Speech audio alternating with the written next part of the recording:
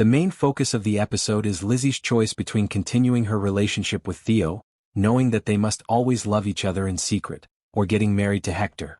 The speed at which the love triangle has formed diminishes the scenes in this plot, but Aubri Ibrag does a fantastic job as Lizzy considers all of the factors that could influence her choice. The show wisely avoids downplaying the very serious consequences for Lizzy as a woman at this period. She wants to choose love and the one she will be happy with, as seen by her interaction with Mabel. She does, however, correctly remind Theo that even if she chooses him, he would still be a duke and she will only be a mistress. I found it difficult to sympathize with Theo this season of the Buccaneers, but I was taken aback by his final moment. His encouragement of Lizzy to essentially pick herself over him or Hector was refreshing, and that exchange demonstrated his genuine concern for her.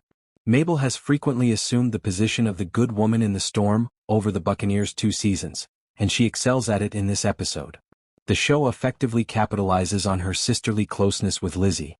In addition to swiftly figuring out Lizzy's affections for Theo, Mabel also makes a beautiful toast during Lizzy and Hector's party. Additionally, Mabel and Anuria continue to demonstrate why they are the healthiest couple in the Buccaneers. Mabel's selfless move to encourage Anuria to travel to France shows that she deserves some time to explore.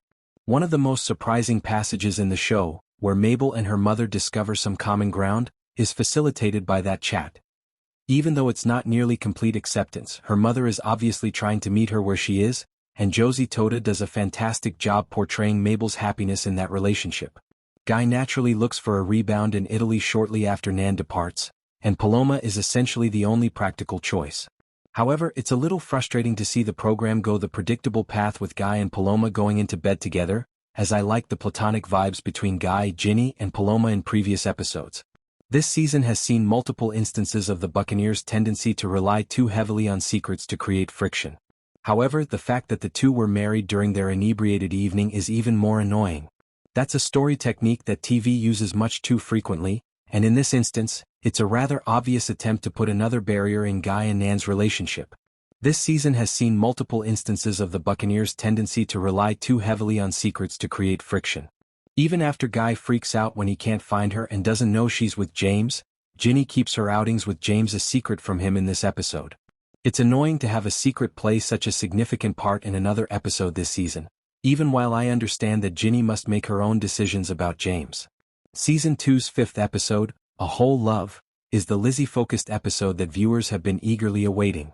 However, our thoughts are completely diverted when the oldest Elmsworth daughter prepares to get married and still finds it difficult to part from Theo.